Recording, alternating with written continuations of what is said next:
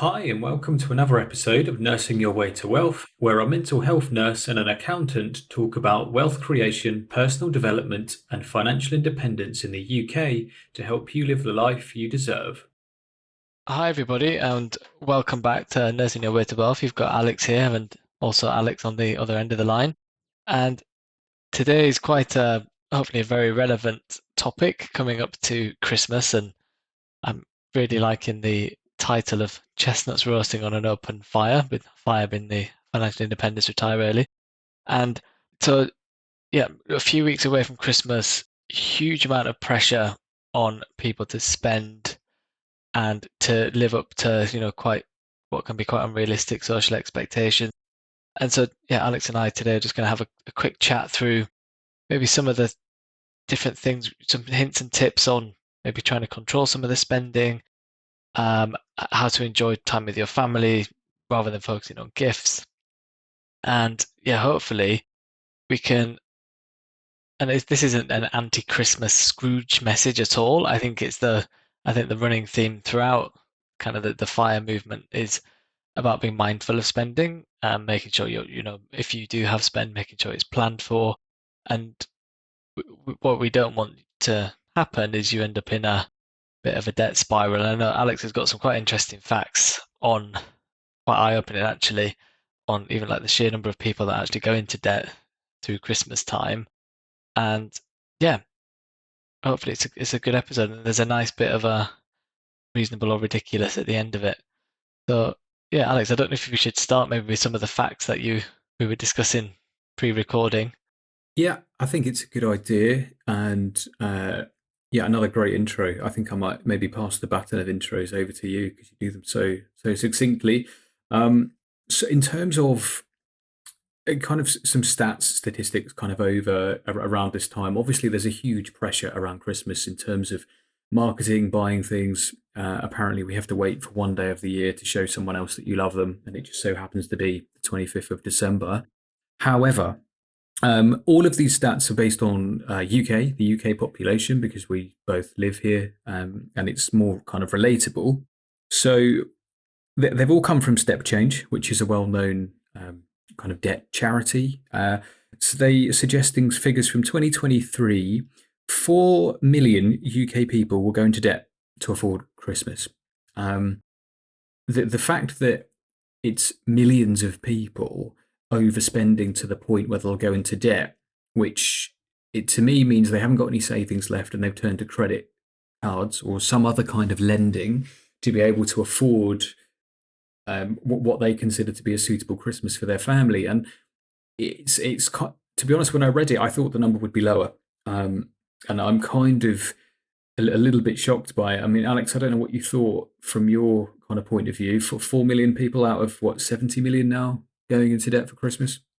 Yeah, I mean, it's quite spellbinding actually. I didn't think it would be that much, and I think there was another stat. Was it about a fifth of those then expect it to take over 1 year to actually repay the debt?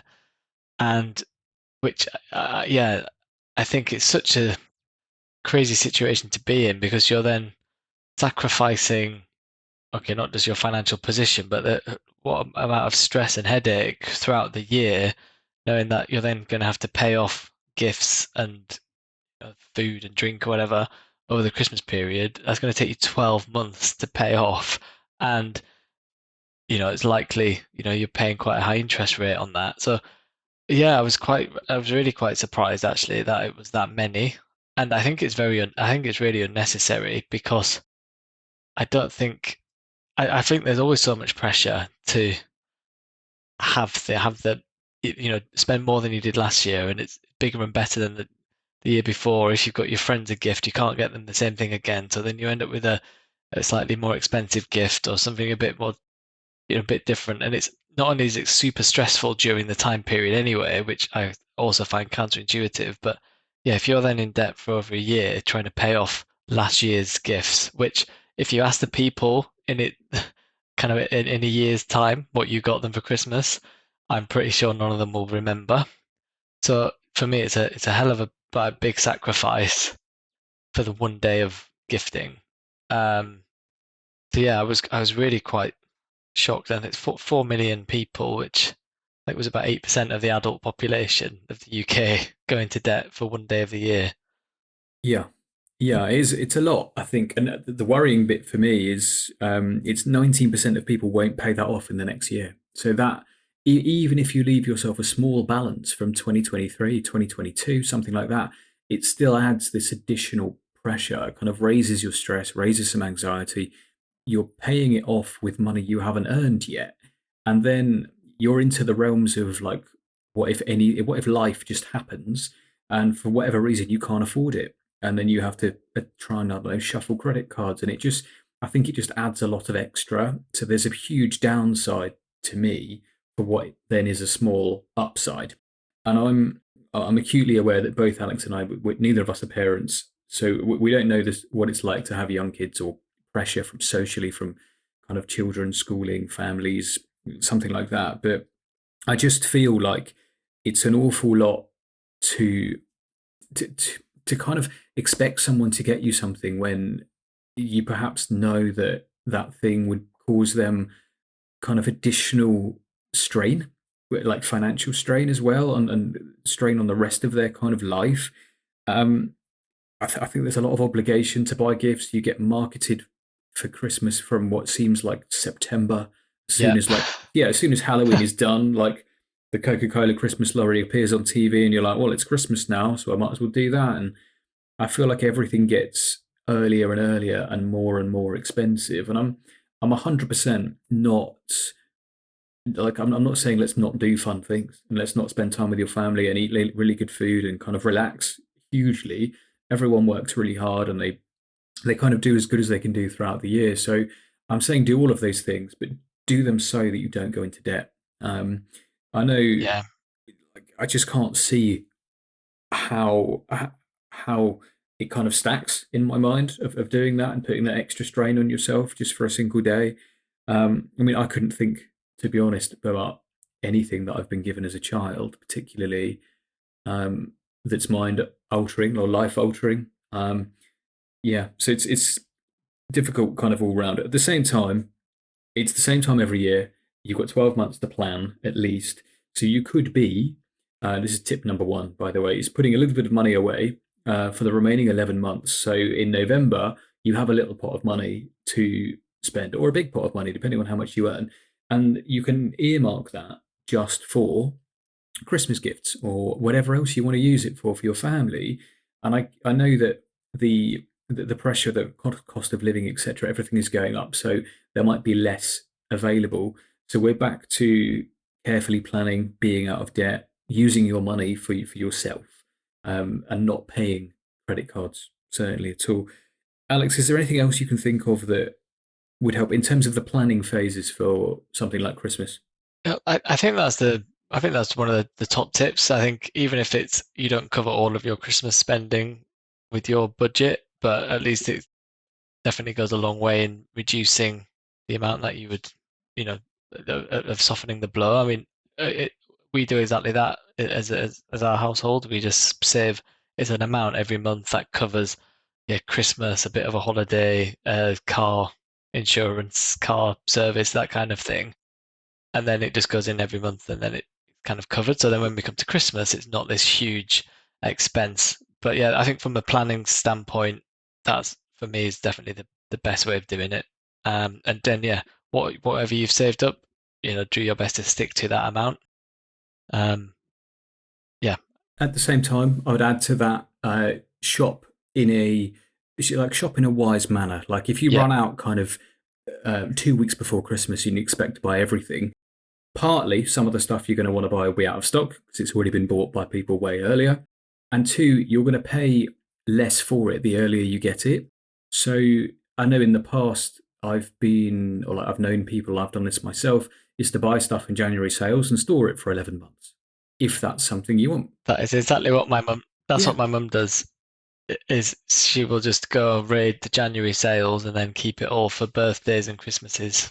it makes perfect sense because you get over this kind of massive hype Yeah, thing of Christmas and nothing really matters. Nobody thinks about anything in any great depth. And then well, we're into a cold 5 week January and everyone's now feeling a bit glum and you've got the Christmas blues, I think it's called, or something like that.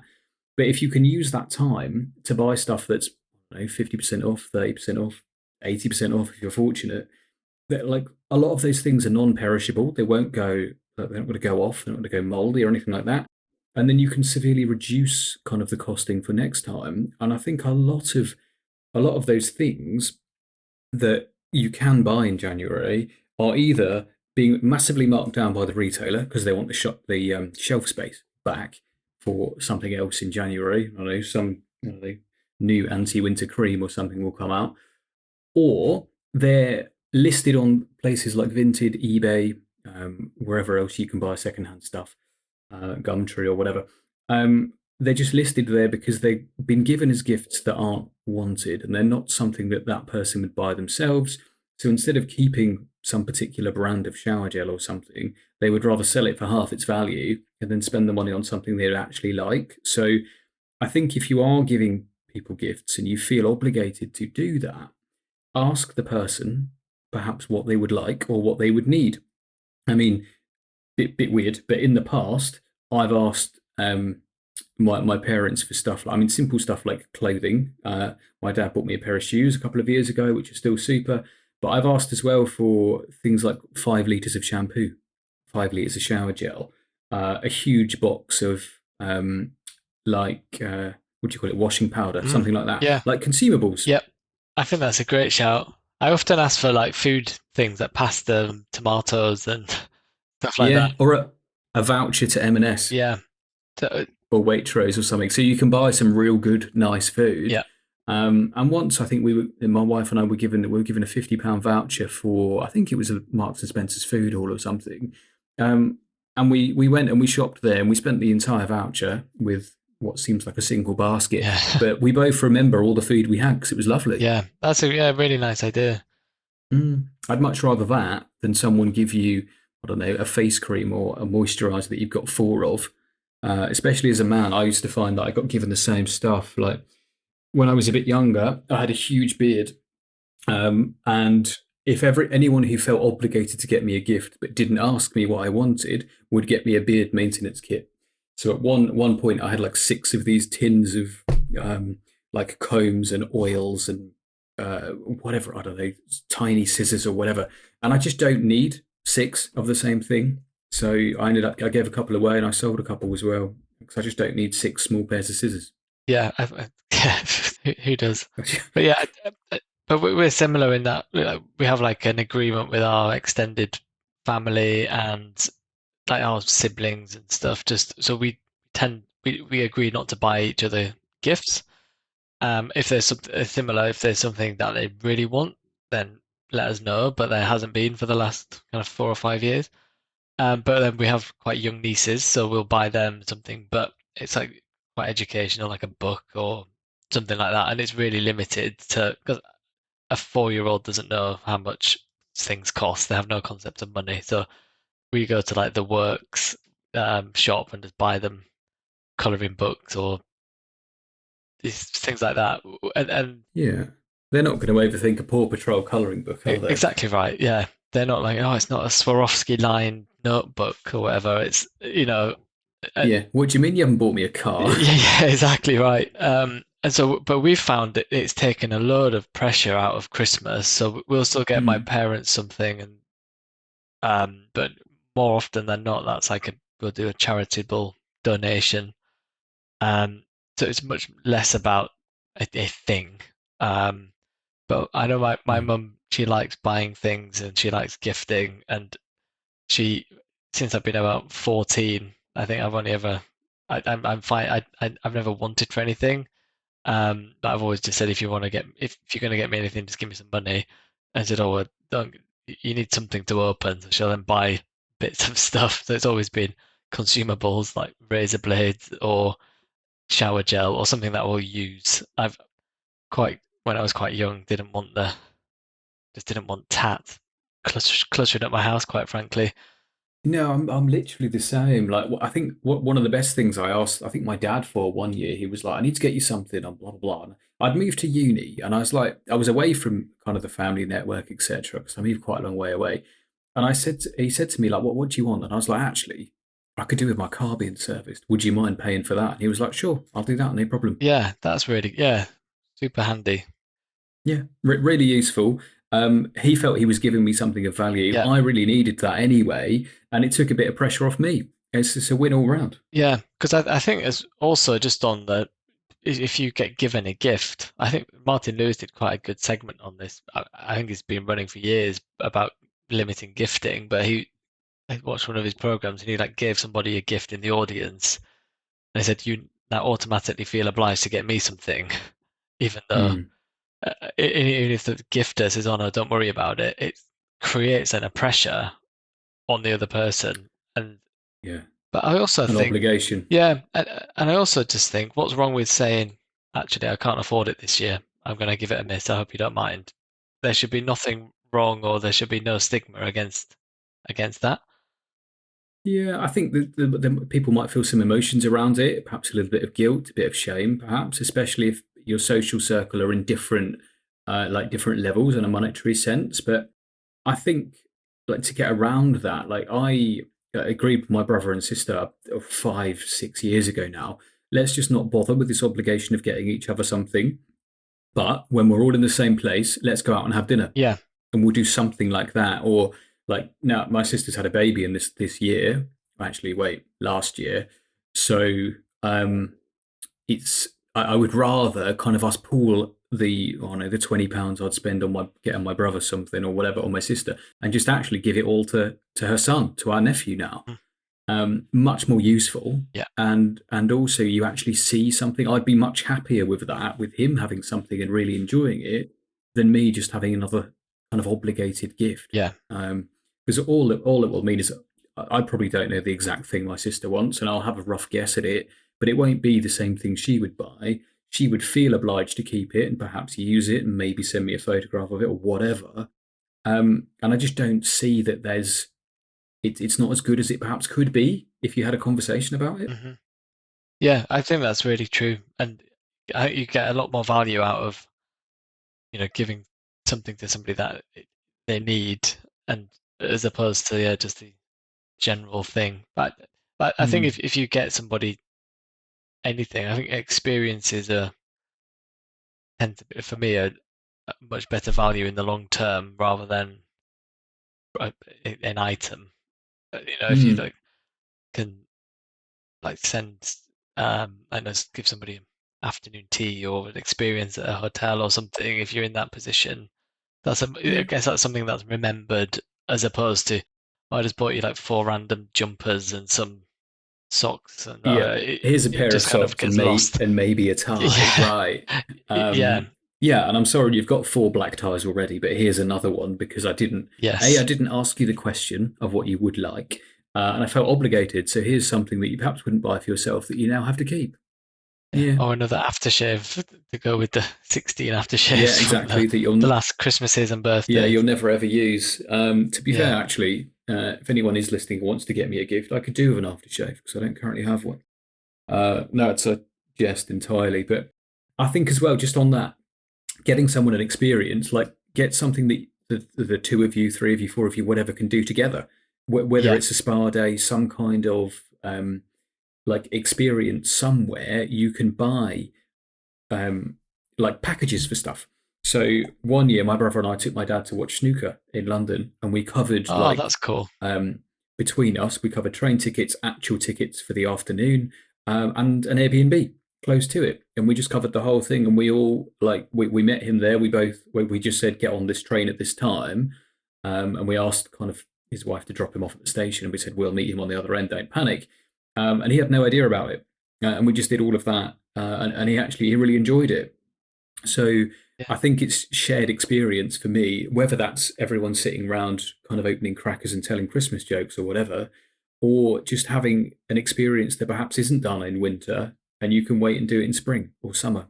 Um, Mhm. for me, it's time with people that matter rather than objects and obligations for gifts. Yeah, couldn't agree more. I don't think anybody's on their deathbed wishing that they'd had more Christmas presents. I think it's, Oh, I did buy Alex that shower gel in yeah, 19 oh whatever. yeah, yeah, Yeah. exactly. I think it's a lot more. about having the time and spending time with people. So I Mm, couldn't agree more on that. And yeah, and I just hope like for the listeners that this resonates and that if you were in maybe two minds about potentially feeling pressured into spending things, maybe it can redress that and make a bit more of a different choice because nobody wants to be under pressure to buy things mm, which for people that they're not going to remember what you bought them a few weeks later. I just no, think be sensible with it and there's no harm in offering up um a solution as to whether you don't buy gifts for each other or limiting a to a budget of 10 quid and see what you can get for 10 quid, like turn it into a bit of a game as opposed to feeling obligated to be spending hundreds and hundreds of pounds. um I think, yeah, and time, as you said, Alex, is precious time is the what it's all about. it's the one thing you can't buy, isn't it? Yeah. And you want to use the time whilst you're kind of young and healthy to do things that you're not going to be able to do when you're 60 or you're 65, because that will come around really quickly. The only other thing I wanted to mention before we kind of move on to a different segment is just around like status over Christmas, like around like the things of like social media, how quickly it is to take a photo of someone or something and then ping it to 8 people or more or whatever, depending on how big your family is or something. It can make people either feel good, like a small bump of dopamine for the person sending it, and then perhaps create some um, like dynorphin, which is a downer kind of chemical afterwards at the comparison of the two.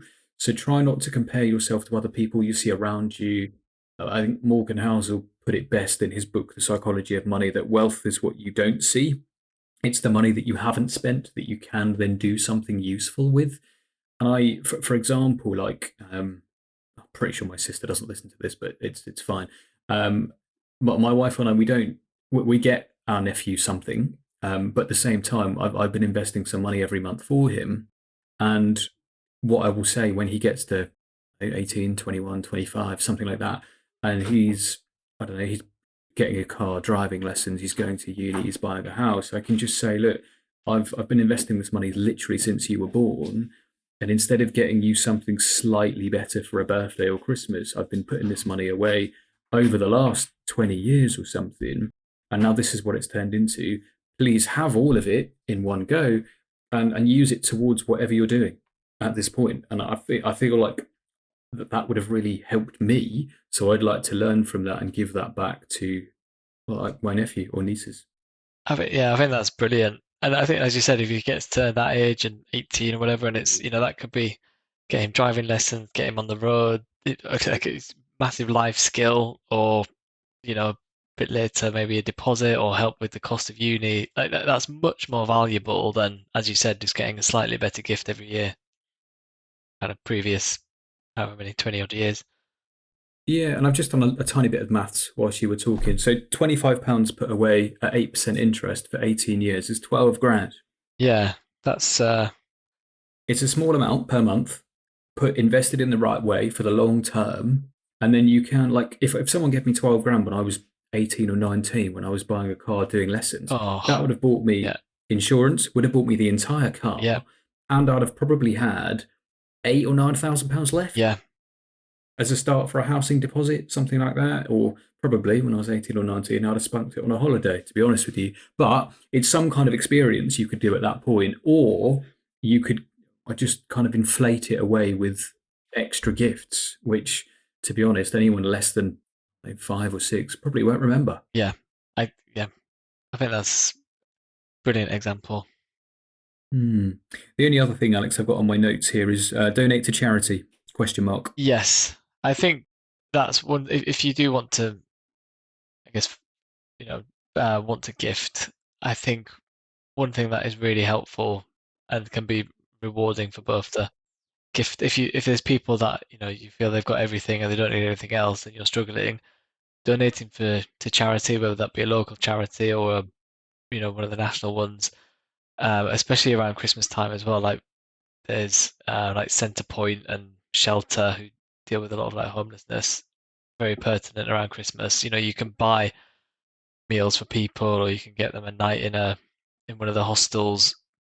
to, you can donate to any charity, but it's I think something that's quite it's much better than a gift because the material the impact you're going to have on somebody else's life in that situation for 25-30 pounds or whatever it would be is going to be materially better than just another scarf and glove set for your one of your friends. It's Yeah, a seventh beard care kit. exactly, and it's that the marginal improvement. Um, Yeah, if you give somebody a night in a hostel who's homeless, humongous. yeah, Life changing, yeah, actually. Hope is what it provides. And I think, like, as well, you can donate to any of those charities Alex mentioned. But wherever you're listening to this, if you are on this path, I'm going to assume that you're probably better off than most because you've been financially astute and you've been doing kind of making wise decisions. Use some of that money to help someone else along. Like I wouldn't notice if I donated £50 to a charity over Christmas. So I would say that if you are in like the shoes, you're capable of doing that, then I would say please do try and change a life for somebody else.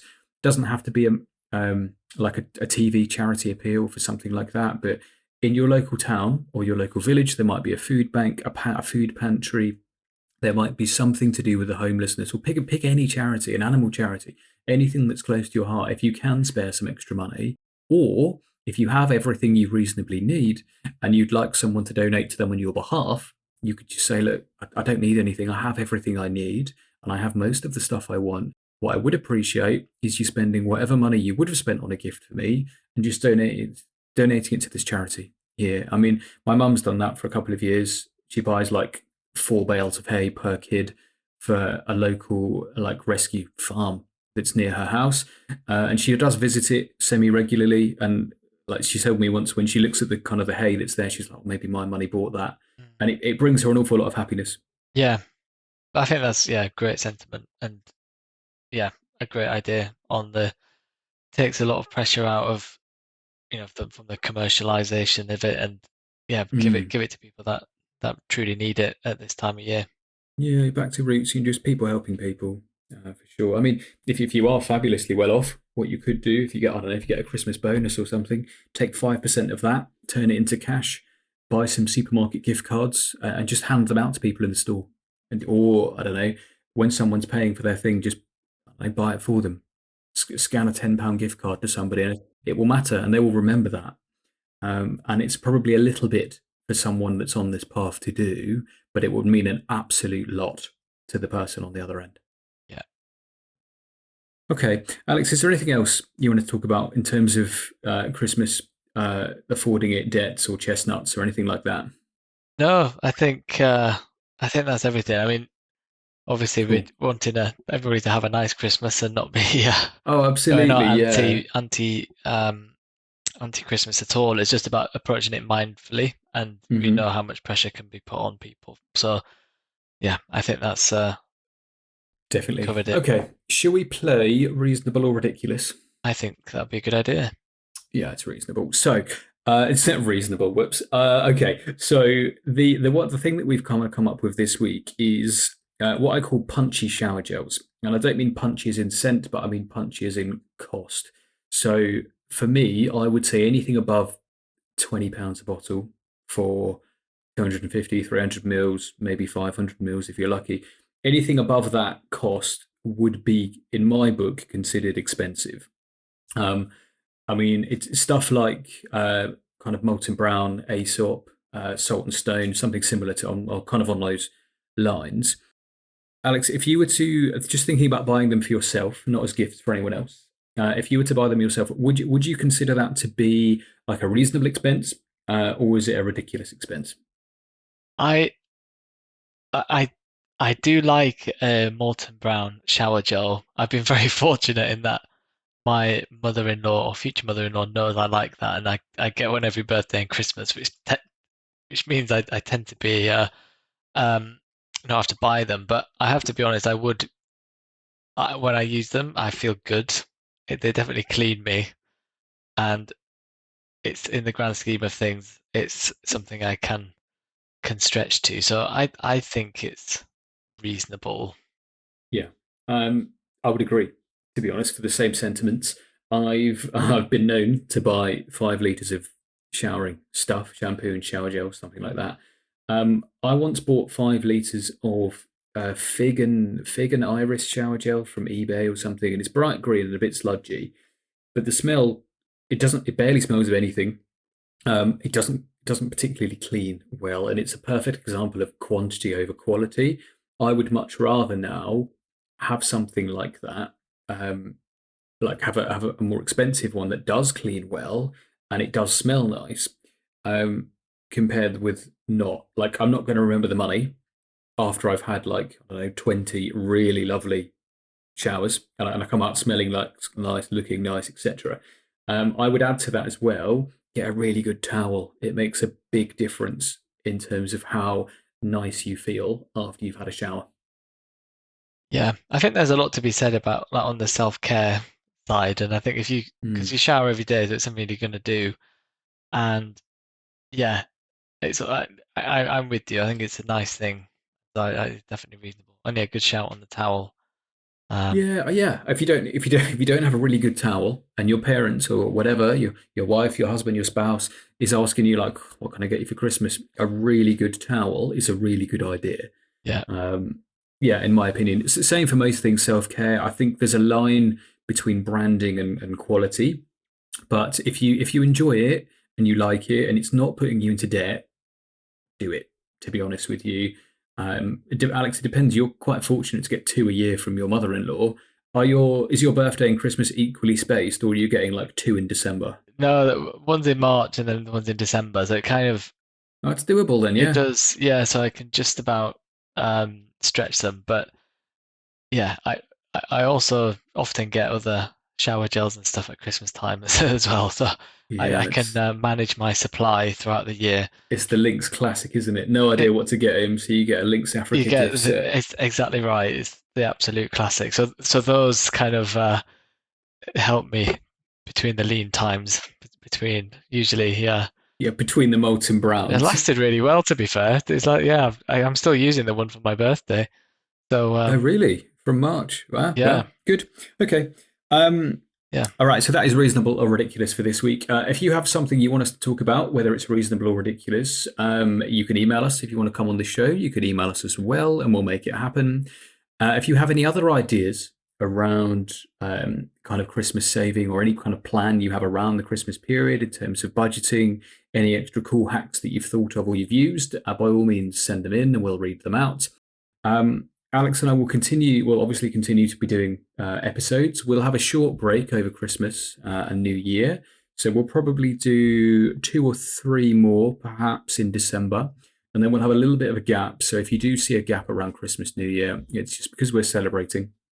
We're just enjoying time with our families. And we'll be back early, kind of in the new year. Alex, is there anything else you'd like to mention for episode 46? No, I think that's been a yeah good whistle stop tour of Christmas and chestnuts roasting on an open fire. Cool. Yeah, I give people permission to check their stock portfolio once over the Christmas holidays. And Alex, for just to set the record absolutely straight, you do not need to buy me anything for Christmas. Oh, that's good. I'll take it back. Yeah, take it back. Yeah, When I see you in person, we'll get dinner and we'll split it. that sounds like a good idea. Cool. All right. Speak to you later. Yes. Thanks, everybody. None of what we discuss on the show is to be considered financial or health advice, and we recommend you always do your own research or consult an independent financial advisor or a doctor when making your financial or health decisions.